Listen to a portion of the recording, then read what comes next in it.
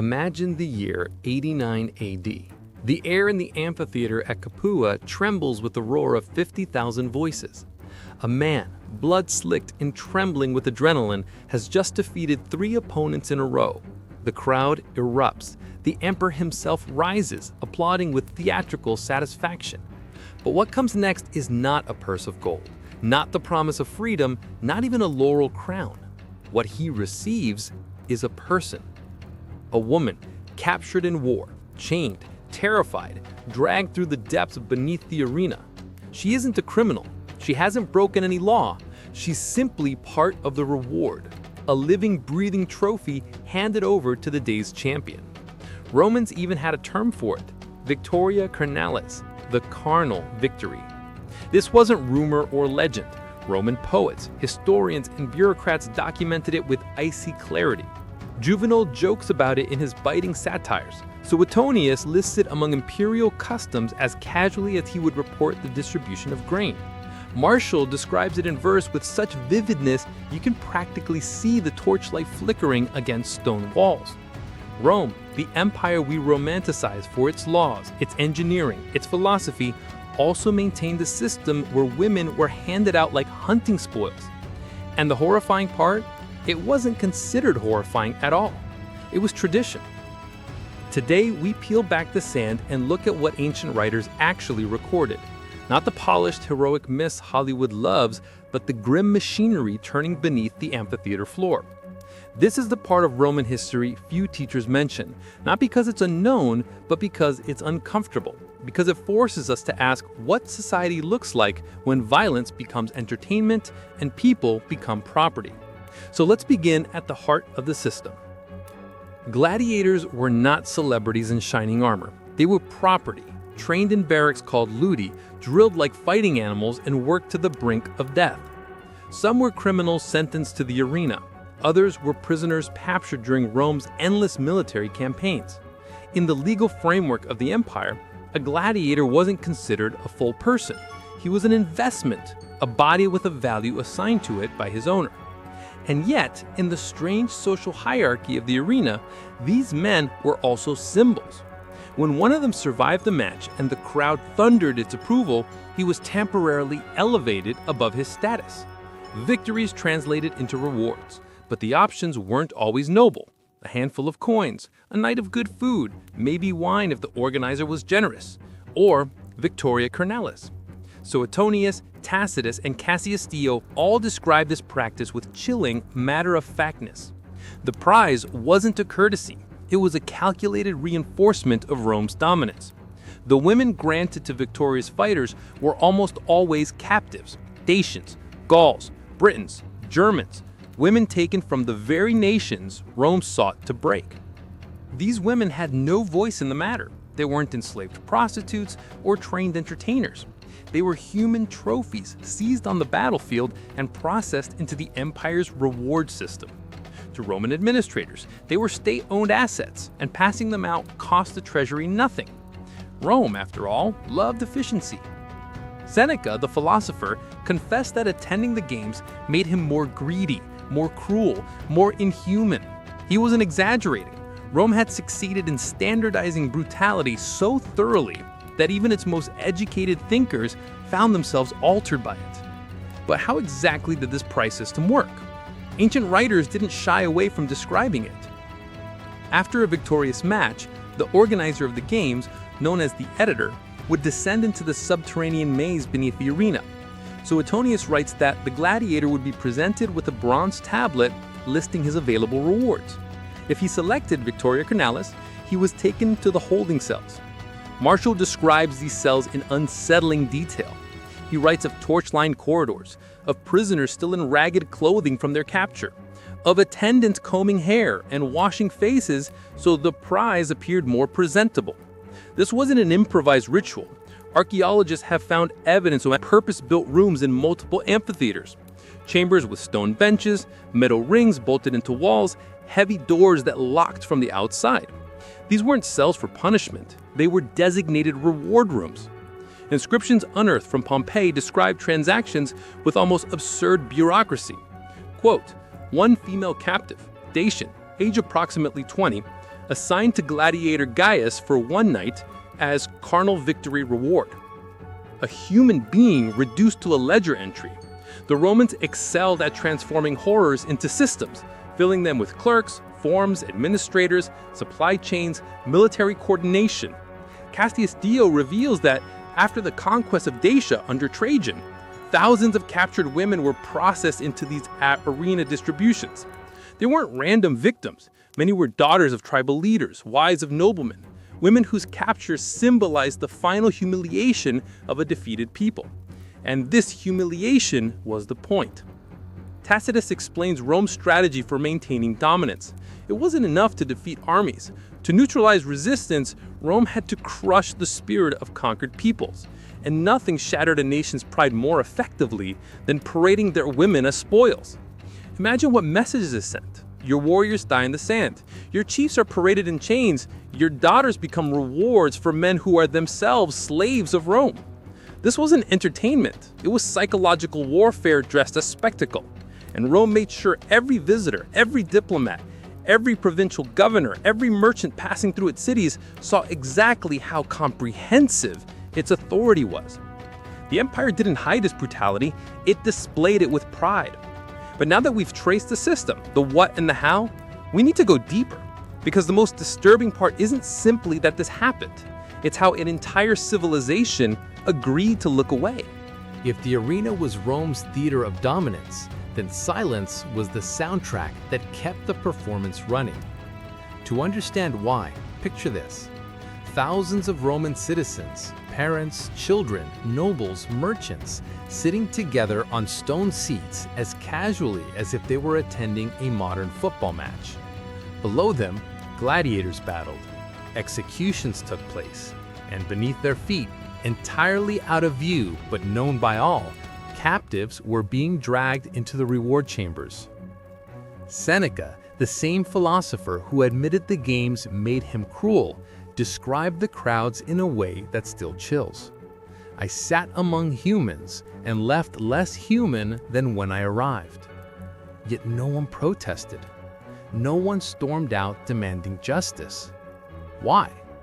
Because Roman society was bound by a doctrine called dignitas, a system of honor where questioning the empire's practices meant questioning Rome itself. To call out cruelty wasn't just rebellious, it was politically suicidal. Tacitus records a striking case. A senator named Marcus Valerius dared to question whether certain arena customs aligned with Roman virtue. Within weeks, he was accused of treason.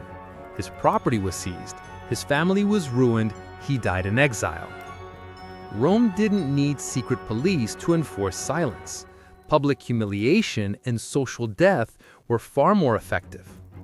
Even leaving the arena could be interpreted as disapproval. Suetonius recounts that Emperor Claudius once executed 3 citizens for quietly walking out during the midday executions. They didn't protest. They simply didn't want to watch anymore. And for that, they died. That's how tight the grip was. Everyone knew, everyone watched, and everyone pretended not to see the horror beneath the sand. But the crowds weren't the only participants. Fathers explained the violence to their children as lessons in loyalty. Martial writes about a man telling his young son, "She resisted Rome. This is her fate." A whole generation learned early that cruelty wasn't just permissible, it was patriotic. Yet cracks occasionally appeared. Cassius Dio describes an incident under Emperor Commodus, whose obsession with the arena drove him to expand the carnal reward system beyond prisoners of war. He began selecting Roman women, daughters of senators, wives of political rivals, and handing them out the same way captured foreigners had been treated. One such victim was the daughter of a senator named Quintus Pompeianus. The moment guards arrived to seize her, her father tried to block the doorway. They killed him instantly, dragged her away, and left his body on the floor. That night, Rome's elite began plotting Commodus's assassination. Not because his cruelty shocked them, they tolerated that for years, but because he violated the unspoken rule. Brutality was for outsiders, not for citizens. And still, despite emperors being murdered, despite occasional waves of disapproval, the system persisted. Violence had become Rome's native language. Even when Nero staged brutal executions of Christian women in the arena, some spectators finally reached their limit. Tacitus writes that sections of the audience quietly stood and tried to leave, not out of sympathy, but out of disgust. Nero's guards blocked the exits. No one would be permitted to reject the spectacle. This was Rome's great paradox. A civilization that built aqueducts, libraries, and legal systems also built one of the most ruthless entertainment industries in human history.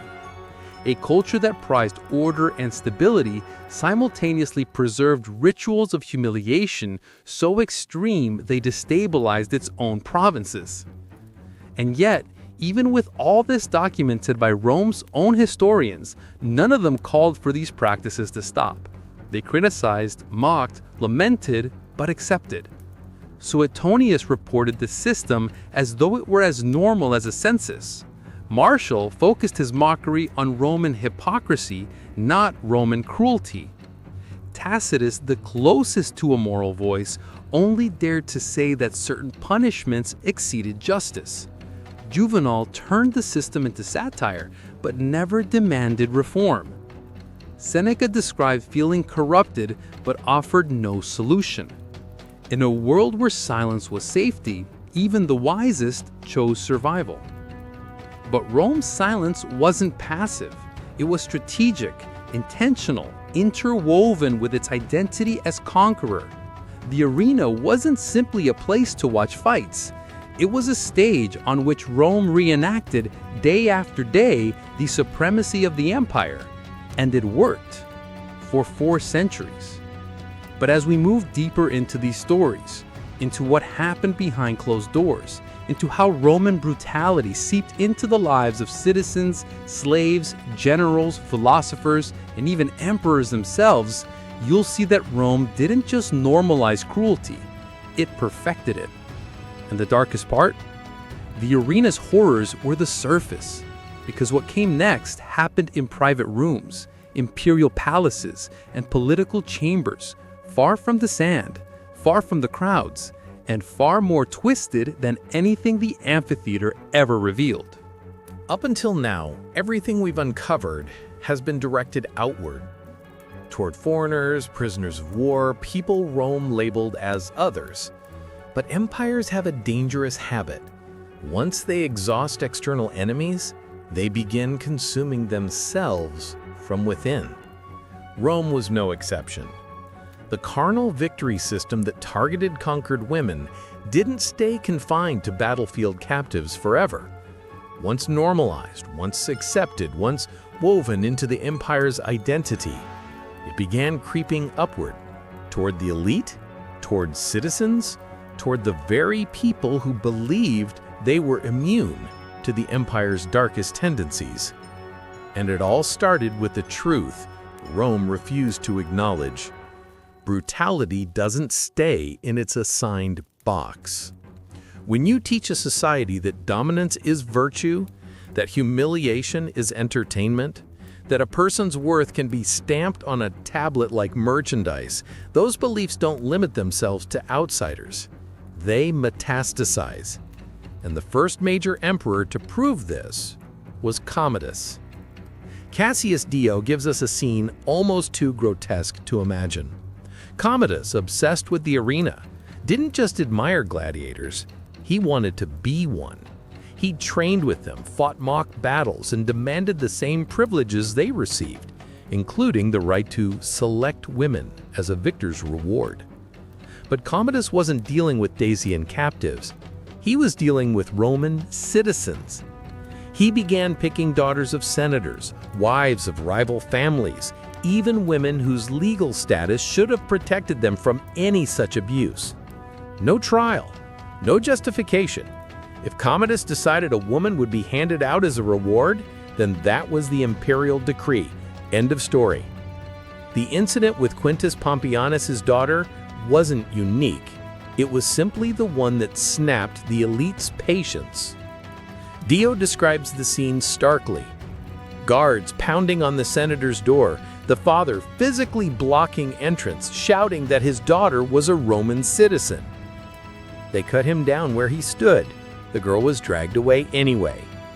The elites, who had stayed silent when the victims were foreigners, suddenly realized the shadow they'd ignored had finally reached their doorstep. That night, conspirators gathered. Senators who barely agreed on lunch agreed that Commodus had crossed a boundary Rome itself had drawn in stone. Cruelty toward outsiders was acceptable. Cruelty toward citizens threatened the entire social order. By morning, Commodus was dead, strangled in his bath by an assassin planted by those very senators. But assassinating a tyrant didn't end the system that created him. Because the real horror wasn't Commodus. The real horror was what Rome had already accepted long before his birth. Even when a mad emperor was removed, the empire stayed exactly as it was. Commodus wasn't the only emperor who carried the cruelty of the arena into private spaces. Travel back a few decades to Nero. The emperor's name echoes through history like a warning bell. Nero saw the arena not just as entertainment, but as a training ground for fear. After the Great Fire devastated Rome, he blamed Christians and turned their executions into theatrical displays of public vengeance. Women were tied to posts, assaulted, and then burned alive as human torches. Tacitus writes that even Roman citizens who despised Christians were appalled at the cruelty. The disgust was so palpable that some spectators attempted to slip out of the arena, but Nero had stationed guards to block the exits. Rome wasn't just forcing violence on victims, it was forcing the audience to participate through silence, through obedience, through sheer terror. And then there was Caligula. If Commodus and Nero blurred the line between public brutality and private cruelty, Caligula obliterated that line until nothing remained. Caligula didn't hide behind the spectacle of the arena. He brought the essence of Roman dominance into the palace itself.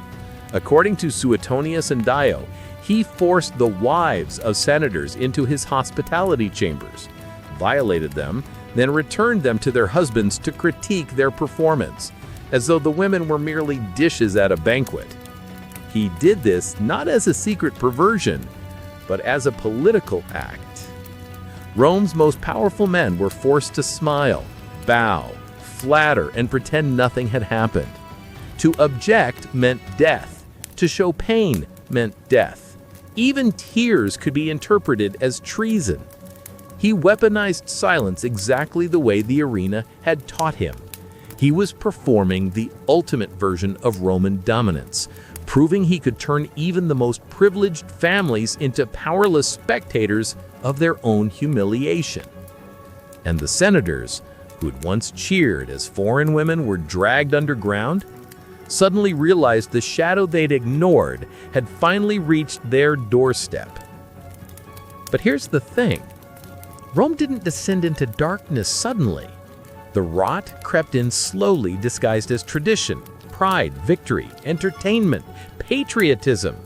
The people watched the arenas, they read the poets, they listened to imperial speeches, and over time the unthinkable became the normal. Martial captured this in one of his more haunting epigrams. He wrote that Rome takes its pleasures as it takes its enemies, without mercy, without shame.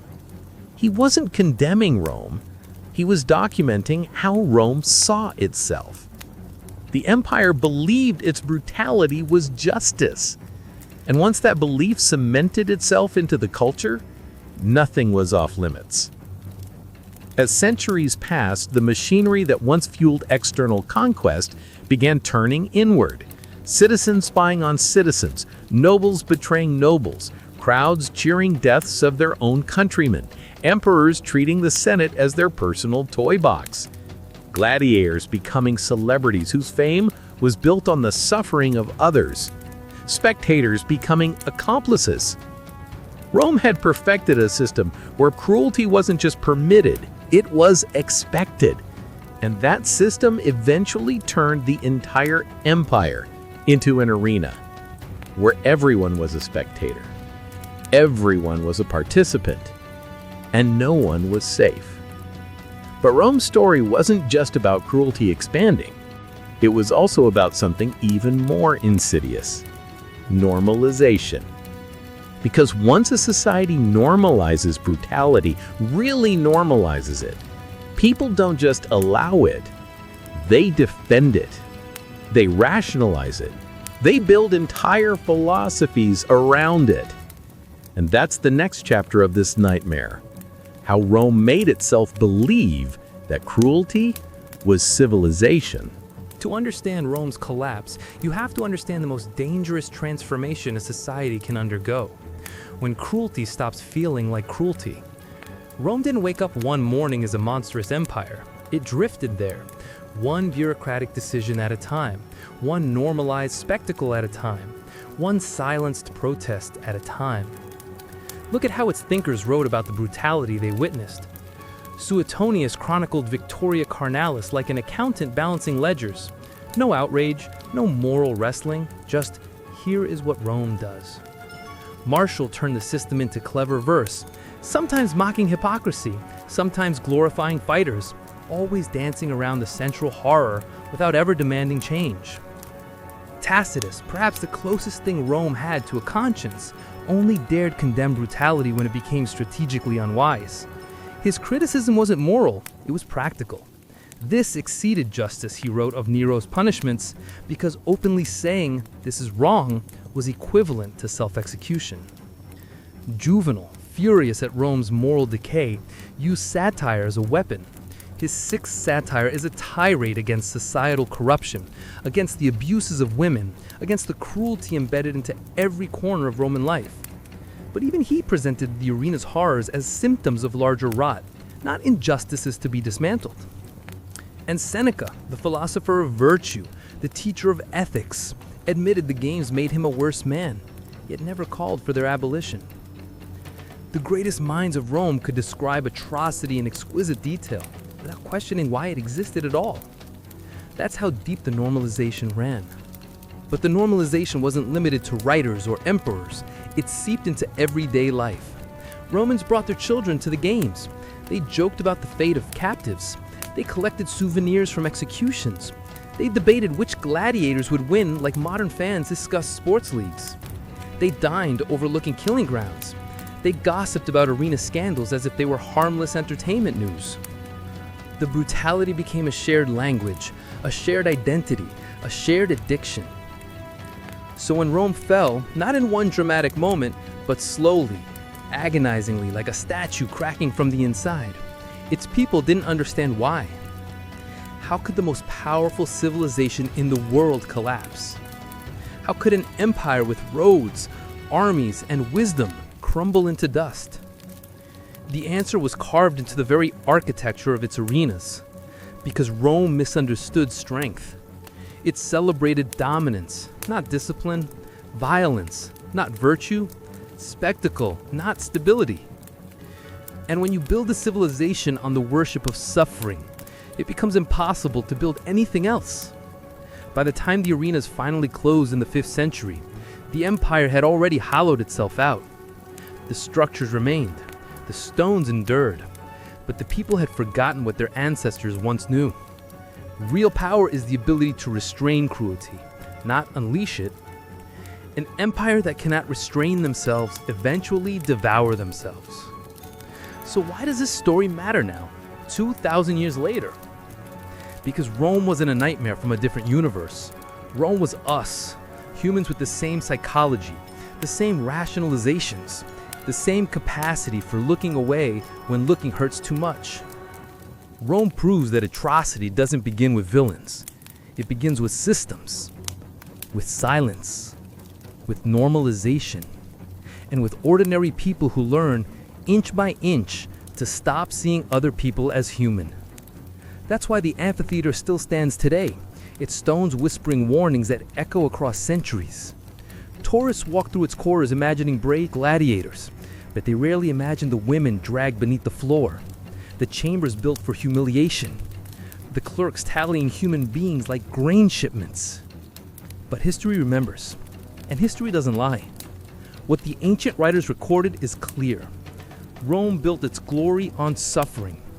It institutionalized cruelty until even its brightest minds accepted it as the natural order. And once a society accepts cruelty as normal, it loses the ability to see its own darkness. Rome didn't fall because it was weak. It fell because it forgot that strength without humanity becomes corruption, and corruption without limits becomes extinction. If you're ready to step even deeper into the shadows of Roman history, into the rituals emperors performed behind locked palace doors, rituals so twisted even their own historians hesitated to write them, stay with me. And before you go, make sure you don't miss what